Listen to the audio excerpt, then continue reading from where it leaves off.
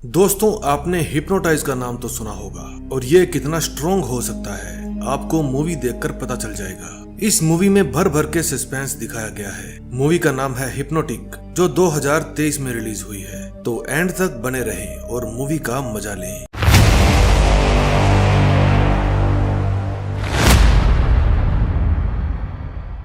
Movie की शुरुआत में हम डिटेक्टिव डैनी रुडकी को देखते हैं। ये इस समय एक थेरेपिस्ट के पास बैठे हैं। वो इसे हिप्नोटाइज करके पूछती है कि तुमने लास्ट बार अपनी बेटी को कहाँ देखा। डैनी बताता है कि वो पार्क में खेल रही थी। मेरा थोड़ा सा ध्यान भटका और वो मेरी आंखों के सामने से गायब हो गई। मैंने उसे बहुत ढूंढा लेकिन वो नहीं मिली। कोई उसे मेरी आंखों के सामने से ही अगवा करके ले गया। तभी डैनी के पास उसके साथी निक्स का मैसेज आता है और वो उसे अपनी ड्यूटी के लिए बुलाता है। फिर जब डैनी लिफ्ट में जाता है तो वो अपनी वाइफ और बेटी की पिक्स देखता है। दरअसल उसकी बेटी 18 साल के लड़के ने अगवा कर ली और जब उसे पकड़ा गया तो उसे किडनैपिंग के बारे में कुछ भी याद नहीं था और सबूतों के अभाव में उस लड़के को बरी कर दिया गया। बस यही बात सोच सोच के डैनी का दिमाग अक्सर खराब रहता था। फिर वो उस बिल्डिंग के बाहर आता है जहां उसका साथी निक उसे लेने आया था। वो बताता है कि हमें एक अनजान कॉल आई थी। उसने हमें बताया कि द बैंक ऑफ ऑस्टिन में आज रॉबरी होने वाली है और चोरों का लक्ष्य है लॉकर नंबर 23 चुराना है। निक बताता है कि बैंक ऑफ ऑस्टिन की दूसरी शाखाओं में भी चोरी हुई है। वे कोई पैसा नहीं चुराते,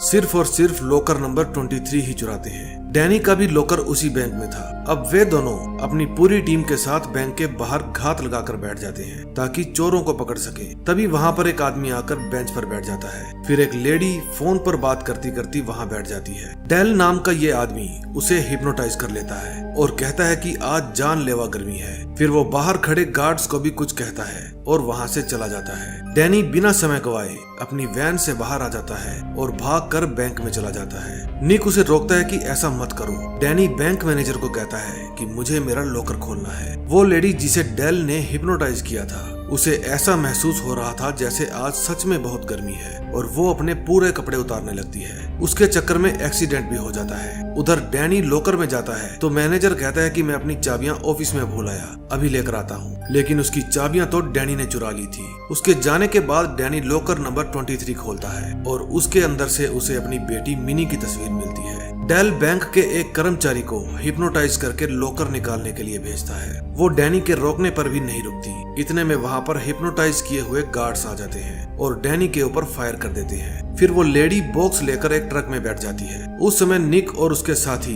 एक्सीडेंट वाली जगह पर व्यस्त थे, लेकिन वो ट्रक भी पलट जाता है। फिर डेल उसके अंदर से बॉक्स लेता है और बॉम्ब लगाकर उस ट्रक को उड़ा देता है। लेकिन डैनी डेल का पीछा करता है। उसके बाकी सभी साथी भी वहाँ आ जाते हैं। वे सब भागकर छत के ऊपर चले जाते हैं। डेल डैनी के 2 साथियों को हिप्नोटाइज कर देता है और वे डैनी पर ही गन तान देते हैं। डैनी पूछता है कि मेरी बेटी कहाँ है। डेल कहता है कि ये फोटो मुझे दे दो। फिर डेल के आदेश पर वे दोनों डिटेक्टिव एक दूसरे को गोली मार देते हैं और डेल छत से नीचे कूद जाता है। जब डैनी नीचे देखता है तो वहाँ पर कोई भी नहीं था। फिर डैनी निक से पूछता है कि उसके लॉकर में मेरी बेटी की तस्वीर कैसे आई। निक कहता है कि तुम फेमस डिटेक्टिव हो, मुझे लगता है कि कोई तुम्हारे साथ खिलवाड़ कर रहा है, शायद अपने ही लोग उसके साथ मिले हों। फिर रात को निक डैनी के पास फोन करके बताता है कि मुझे पता चल गया है कि वो बैंक रॉबरी वाली न्यूज हमें किसने दी थी। उस लेडी का नाम डायना क्रूज है। फिर डैनी उसकी शॉप पर जाता है। उस समय वो किसी पहलवान का ट्रीटमेंट कर रही थी। डैनी कहता है कि मुझे तुमसे कुछ बात करनी है। डायना उस बॉडी बिल्डर को हिप्नोटाइज कर लेती है और डैनी को बताती है कि तुम्हारे जाने तक वो बाहर ही रुकेगा। डैनी पूछता है कि तुम्हें उस रॉबरी के बारे में कैसे पता चला। डायना पूछती है क्या तुमने उस रॉबरी में किसी को गिरफ्तार किया है। डैनी मना कर देता है। फिर डायना कहती है कि तुम्हें यहाँ से जाने की जरूरत है, अभी की अभी यहाँ से निकलो।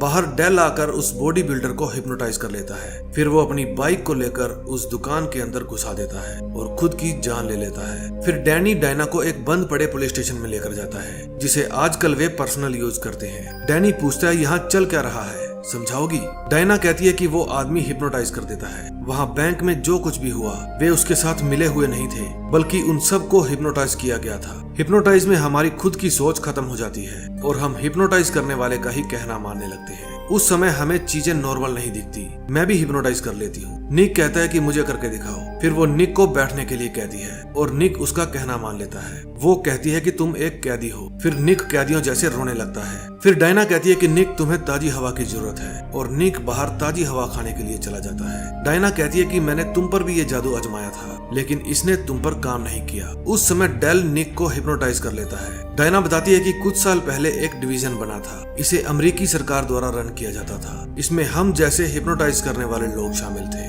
आमतौर पर सरकार खुद के फायदे के लिए इसका इस्तेमाल करती थी। डैनी कहता है कि मुझे डेल के बारे में बताओ। डायना कहती है कि वो लेजेंड है। हिप्नोटाइज के मामले में उससे शक्तिशाली कोई भी नहीं। हम तो उसके मुकाबले में कुछ भी नहीं है। डेल को अपनी शक्तियों का अहंकार हो गया था और उसने डिवीजन पर कब्जा करने की कोशिश की। फिर सरकार ने उसे रद्द कर दिया। डेल अपने अलावा सभी हिप्नोटाइज करने वालों को खत्म करना चाहता था और मेरा यकीन करो उसे पकड़ना नामुमकिन है। इतने में वहाँ लाइट बंद हो जाती है। वहाँ निक्स आया था। डायना बताती है कि डेल ने इसको हिप्नोटाइज कर लिया है और मैं इतनी शक्तिशाली नहीं हूँ कि उसके हिप्नोटाइज को काट सकूं। डैनी उसे रोकने के लिए कहता है और जब वो नहीं रुकता तो डैनी उसके पाँव में गोली मार देता है। लेकिन वो किसी भी तरीके से डायना को मारना चाहता था। डैनी उसे हथकड़ी लगाकर सलाखों के साथ बांध देता है, लेकिन निक्स फिर भी नहीं रुकता और अपना हाथ तोड़ने की कोशिश करता है। डायना को पता था कि ये रुकने वाला नहीं है, इसलिए वो उसे शूट कर देती है। अपने साथी की मौत पर डैनी को बहुत अफसोस होता है। अब वे दोनों पुलिस से छुपते फिर रहे थे क्योंकि डायना की एक गलती के कारण वे मुजरिम बन गए थे। वे एक रेस्टोरेंट में बैठे थे। डैनी कहता है कि वो बैंक में मेरी बेटी की फोटो लेने आया था। मुझे नहीं पता वो इसका क्या करेगा। किसी ने तो इस फोटो को लॉकर में रखा ही होगा। मुझे कुछ भी समझ में नहीं आ रहा। लेकिन इतने में वहाँ पर एक पुलिस वाला आ जाता है। वो दोनों को देखकर अपनी गन निकालने की कोशिश करता है, लेकिन डायना उसे हिप्नोटाइज कर लेती है। फिर वो अपने साथियों को फोन करके बताता है कि मैंने उन दोनों को दक्षिण की तरफ जाते देखा है। जब डैनी और डायना वहाँ से जाने लगते हैं तो पुलिस वाले के वॉकी टॉकी पर डेल की आवाज आती है। वो कहता है कि मुझे पता है वे दोनों वहीं पर हैं। फिर वे बाहर जाकर देखते हैं तो डेल दो पुलिस वालों को लेकर वहाँ आया था। फिर डैनी वहाँ से भाग जाता है और वे उसका पीछा करने लगते हैं। डैनी भागकर रेलवे ट्रैक पर चला जाता है और गाड़ियों के बीच छुपने की कोशिश करता है, लेकिन डेल उसका हर जगह पर छिपना मुश्किल कर देता है। तभी डैनी को महसूस होता है कि डेल ने शायद उसके ऊपर हिप्नोटाइज करने की कोशिश की है, क्योंकि उसे सब कुछ अजीब दिखने लगा था। इतने में वहाँ पर डेल और दो पुलिस वाले आ जाते हैं। वे डैनी को मारने ही वाले थे कि वहाँ पर डायना आ जाती है। इतने में डेल गायब हो जाता है। डायना डैनी को अपने ट्रक में बिठाकर वहाँ से ले जाती है। डायना बताती है कि जब कोई आपके ऊपर हिप्नोटाइज करता है तो आपका मन खुद बे खुद वो काम करने के लिए तैयार हो जाता है जो हिप्नोटिक चाहता है। लेकिन तुम्हारी बात अलग है। तुम्हारे पास एक मानसिक ब्लॉक है। ये एक ऐसी तिजोरी है जिसके ऊपर ताला लगा है और कोई भी इससे आपके मन के ऊपर कंट्रोल नहीं कर पाता। ये ब्लॉक किसी चोट से भी आ सकता है, फिर चाहे वो आपके दिमाग पर लगी हो या आपके दिल पर। शायद आपकी बेटी ही आपका स्पॉट है। मैं तो आपको हिप्नोटाइज नहीं कर पाई, लेकिन डेल जरूर कर सकता है। फिर वे जेरेमी नाम के एक आदमी के पास जाते हैं। उसी ने डायना को हिप्नोटाइज करना सिखाया था। फिर वे उसके पास जाते हैं और उससे कुछ जानकारियां लेने की कोशिश करते हैं। डैनी उसे अपनी बेटी के बारे में पूछता है और कहता है कि हमें अब तक इसका जवाब नहीं मिला कि मेरी बेटी की फोटो लॉकर में क्या कर रही थी। फिर डेल कहता है कि मुझे दिखाओ कौन है तुम्हारी बेटी, लेकिन डायना उसे फोटो देने से इनकार कर देती है क्योंकि उसे शक हो गया था कि ये जेरेमी नहीं बल्कि डेल है। फिर वो उन दोनों को मारने की कोशिश करता है, लेकिन वे भाग जाते हैं। अब की बार डेल ने पूरे शहर पर ही हिप्नोटाइज कर दिया था। अब हर कोई उन्हें पकड़ना चाहता था। फिर डैनी एक बाइकर को गिराता है और उसकी बाइक लेकर वहाँ से भागने की कोशिश करता है, लेकिन वे अब ऐसे ट्रैक में फंस चुके थे कि उन्हें कहीं भी कोई रास्ता नजर नहीं आ रहा था। सब जगह ऊट पटांग चीजें ही दिख रही थी। लोग अभी भी इनके पीछे लगे थे। अब इनके पास भागने के लिए कोई जगह नहीं थी। तभी पुलिस आकर लोगों को रोकती है और उनके बीच से डेल निकलकर बाहर आता है। वो डैनी को हिप्नोटाइज करने की कोशिश करता है, लेकिन तभी पुलिस वाले डेल को ही गन पॉइंट पर ले लेते हैं। डायना कहती है कि ये मैंने नहीं किया।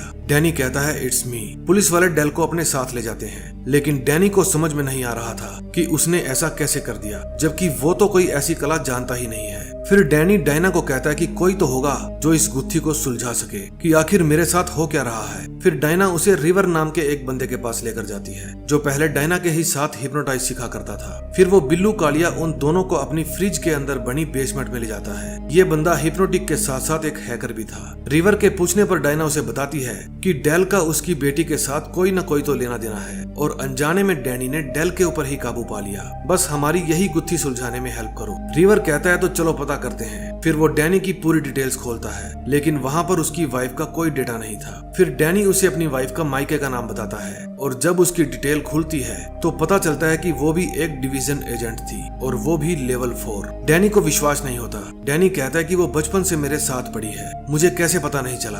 थोड़ी देर बाद डायना नहाने के लिए जाती है और उस समय डैनी अपने फैमिली फोटो देख रहा था। तभी एक अननोन कॉलर की कॉल आती है। फोन पर डेल था और वो डायना को मारने के लिए कहता है। डैनी कहता है भाड़ में जाओ और फोन काट देता है। फिर वो डायना को आवाज लगाता है, लेकिन गौर करता है कि टेबल से कैंची गायब है। अब कैंची उसके हाथ में आ चुकी थी। डैनी अब खुद के दिमाग से कंट्रोल खो रहा था। उसे पता ही नहीं था कि वो अब क्या करने वाला है, लेकिन उसकी कोशिश तो ये थी कि वो डायना को कुछ भी नहीं कहेगा। डायना भी समझ जाती है कुछ तो गड़बड़ है। फिर वो उसके हाथ से कैंची ले लेती है और फिर वे आपस में इंटीमेट हो जाते हैं। आधी रात को डेल की आंख खुलती है। अब वो खुद जाके बिल्लू कालिया के कंप्यूटर में चेक करता है और उसे पता चलता है कि उसकी वाइफ का असली नाम डायना क्रूज है और ये वही है जो पिछले 2 दिन से उसके साथ घूम रही है। फिर वो अपने फोन के अंदर अपनी वाइफ की फोटो देखता है, उसमें भी डायना क्रूज ही थी। फिर वो कंप्यूटर में अपनी बेटी का नाम डालता है और उसे पता चलता है कि उसकी बेटी के पास एक्सट्रीम हाइपोनेटिक एबिलिटीज थी। तभी वहाँ पर डायना आ जाती है। डैनी कहता है कि मेरी बेटी कहाँ है, तुमने उसे कहाँ छुपा रखा है। डायना कहती है मैंने नहीं, तुमने उसे छुपाया है। फिर डैनी को याद आता है कि डिवीजन वाले उसकी बेटी को एक्सट्रीम लेवल तक ट्रेन करना चाहते थे और वो नहीं चाहता था क्योंकि वो सिर्फ एक छोटी बच्ची थी,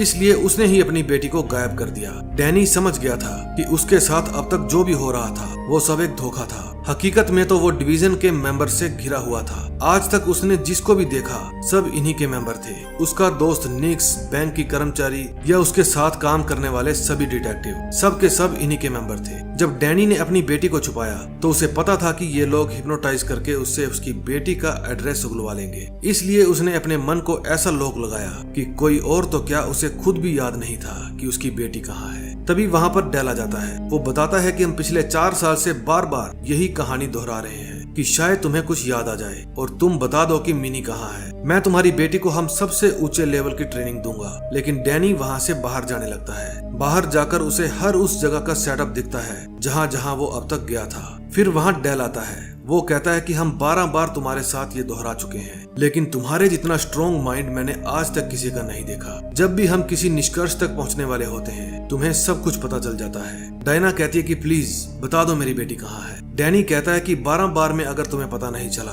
तो तुम 13वीं बार के लिए तैयार हो जाओ, क्योंकि मैं तो नहीं बताने वाला। फिर वे उसे बेहोश करके वापिस अंदर ले जाते हैं। वहाँ डायना आती है और अपनी चिकनी चुपड़ी बातें करके उससे अपनी बेटी के बारे में पूछने की कोशिश करती है, लेकिन डैनी कहता है कि भाड़ में जाओ। वे फिर से 13वीं बार ट्राई करते हैं। सब कुछ एकदम पहले जैसा होने लगता है। वही बेटी को अगवा करने वाली बातें उसके दिमाग में डाली जाती है। फिर से वही सीन आते हैं जो हमें मूवी की शुरुआत में दिखाए गए थे। सब कुछ एकदम वैसे का वैसा, लेकिन इस बार डैनी बिल्कुल होश में था। वो सब कुछ वैसा दोहराने का नाटक कर रहा था और जब उसे बैंक के बाहर डेल का पीछा करना था तो वो उसका पीछा ना करके वहाँ से वैन लेकर भाग जाता है। फिर सब लोग उसका पीछा करने लगते हैं। डेल कुछ आदमियों को लेकर हेलीकॉप्टर में बैठकर उसका पीछा करता है। डैनी जंगल में बने हुए एक घर के अंदर जाता है जहाँ उसके मॉम डैड रहा करते थे। उसने अपनी बेटी को वहीं पर छुपा रखा था। डैनी के मॉम डैड के बारे में डायना को भी नहीं पता था। भाई साहब, बंदा हो तो ऐसा जो किसी को अपने राज नहीं बताता। जब डैनी उस घर के अंदर जाता है तो वहाँ अपनी बेटी मिनी से मिलता है, लेकिन इतने में डेल और उसकी टप्पू सेना वहाँ आ जाती है। डेल के मॉम और डैड उसे कहते हैं कि ये प्राइवेट प्रॉपर्टी है,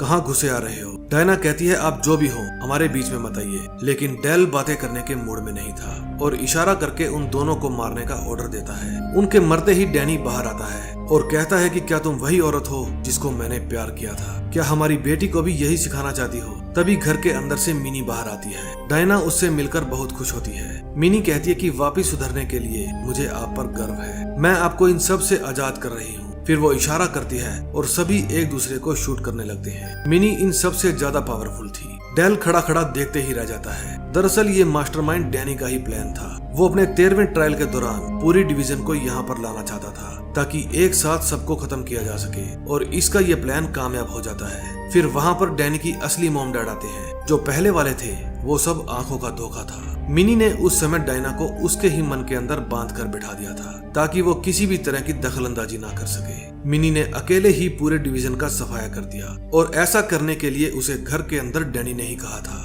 डेल के मरते ही डायना भी उसके स्ट्रॉन्ग हिप्नोटाइज से बाहर आ चुकी थी। फिर डैनी, डायना, मिनी और अपनी मॉम को लेकर हेलीकॉप्टर में बैठकर वहाँ से चला जाता है और उसके डैड वहीं पर रुक जाते हैं। और बाद में हमें पता चलता है कि जो डैनी का डैड था वो तो ऑलरेडी मर चुका था और जो उसके डैड की भेष में जिंदा था वो डेल था।